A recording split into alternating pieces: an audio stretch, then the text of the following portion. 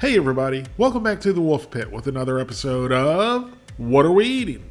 Up until about a month ago, I hadn't been in my own personal adult playground, the Dollar Tree, in a very long time. And that was because they consistently didn't have anything good in stock. So after a while, I just stopped going to the Dollar Tree because they never had anything new. And this isn't just one Dollar Tree I'm talking about, but it's several in my local area, which only a couple now still sell frozen foods. So I thought the days of the Dollar Tree being my own personal adult playground were over. But here recently, I've gotten lucky and found a few new products to try. Like this 505 Southwestern Hatch Kitchen chicken and cheese quesadillas that consist of shredded white meat chicken, Monterey Jack and cheddar cheese, and a freshly baked tortilla, which are a product of Mexico that weigh in at 4 ounces and cost $1.25 each. Here's a list of ingredients. And if you notice, the chicken is simply chicken white meat. There's no other ingredients in the chicken. No white meat chicken with rib meat, no fillers, no additives, no textured vegetable protein, or any other soy products. It's simply white meat chicken. This is what baffles me to the highest level of bafflization. Why is it that some of these frozen food manufacturers can have simple, straightforward, real meat in them, but other frozen food manufacturers have meat with a plethora of other garbage in it? This just shows that adding other garbage to the meat is simply nonsense and unnecessary. That is, unless I'm speaking too soon. The chicken in this quesadilla might not be that good, but I still give them kudos for using straight up chicken, even if it is bad. But I don't think the chicken will be bad just because it's real chicken. Chicken isn't bad, but I do think it would be better if they used dark meat chicken versus white meat chicken, but that's a personal preference. Each chicken and cheese quesadilla has 270 calories, 12 grams of total fat, 6 grams of saturated fat, no trans fat, 40 milligrams of cholesterol, 680 milligrams of sodium, 25 grams of carbohydrates, 1 gram of fiber, no sugars, and 16 grams of protein. Now you can heat these up in a skillet, a conventional oven, an air fryer, or a microwave. And let me, the person, tell you, the people, that I have the attention span of a gnat. And I don't like to read, and when I do read, I really don't pay attention or comprehend what I'm reading. And it shows. Because when I read the directions, I didn't see that skillet was the preferred method of heating. And it makes sense.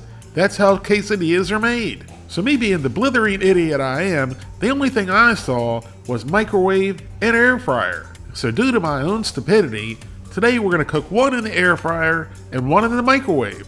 For you, the people, so you don't have to. Now the first one is going into the microwave, and the instructions say to leave it in the wrapper, but cut the end, and then microwave on high for 45 to 50 seconds. And then the second quesadilla goes into the air fryer at 350 degrees for 10 minutes, flipping at the halfway point. Yeah, Larry, your air fryer is dirty and that's disgusting. You should clean it. Thank you for bringing that to my attention, Scooter. I didn't even notice. But do you ever think about when I'm doing these videos, I might do a couple videos at once and simply just reuse the air fryer? It's not like it's been sitting dirty for days. Anyways, you're not eating off of it, so why does it bother you? So why don't you just sit back in Mom and Dad's basement and ask Mom to make you a meatloaf? Now here's our first quesadilla after microwaving on high for 55 seconds. So here's what the chicken and cheese enchiladas are supposed to look like when they're done. And here's what it actually looks like.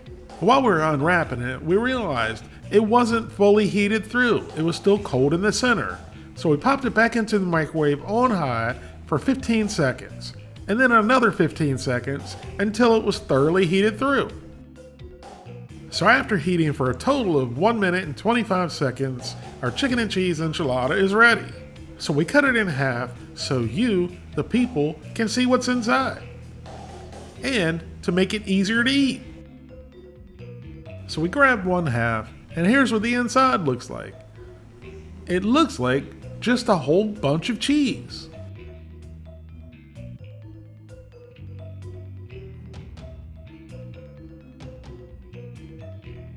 So into the old pie hole and down the gullet it went. And it not only looked like it was filled with nothing but cheese, it also tasted like it was filled with nothing but cheese. I didn't get any chicken whatsoever in the first bite. But I do have to say, it was some pretty good cheese. And there's something I love about microwave tortillas with cheese in the middle. It's that nice, soft, somewhat chewy texture that I like. And just so that you, the people, don't think that I live in a third world country with a fly on my plate, we've tried over and over again to kill that little bastard, but he keeps outsmarting us. So on the next half of the enchilada, we open it up so that you, the people, can see what's inside. And as you can tell, there's not a whole lot of chicken. It's mainly just cheese. But it is tasty cheese. Not tasty freeze, but tasty cheese. That's the one obligatory dad joke for the video. So we scooped up all the filling out of the quesadilla.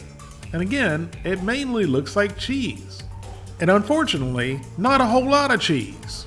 So into the old pie hole and down the gullet it went. Well, even though it was about 95% cheese, there were a couple little chunks of chicken in there. But the majority was just simply cheese. But again, it was tasty cheese. So the microwave version of the chicken and cheese quesadilla gets a 4 out of 10.